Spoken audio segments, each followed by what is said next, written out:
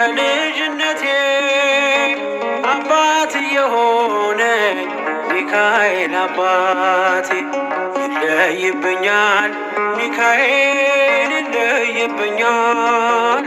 በክንፉ ሸፍኖ በቤቱ አሳድጎኛል። ይለይብኛል፣ ሚካኤል ይለይብኛል። በክንፉ አሳድሮ በቤቱ አሳድጎኛል።